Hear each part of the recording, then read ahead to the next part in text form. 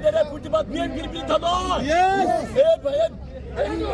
Doctor ইউনূসের বিরুদ্ধে আমাদের অবৈধ ইউনূসের বিরুদ্ধে। আজকে আমি বলতে চাই বিএনপি শিক্ষা গ্রহণ করা উচিত। আজকে আপনারা খুশি হওয়ার কিছু নাই। ইউনূস আপনাদের একই অবস্থা করবে বলে দিলাম আমি।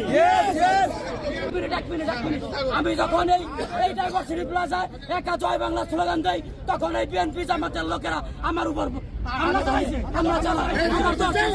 আমার দল ছিল আমি জয় বাংলা বন্ধু বলছি। এর কারণে আমরা বিএনপির সাথে আমাদের কোনো দ্বন্দ্ব নাই, বিএনপির সাথে দ্বন্দ্ব নাই।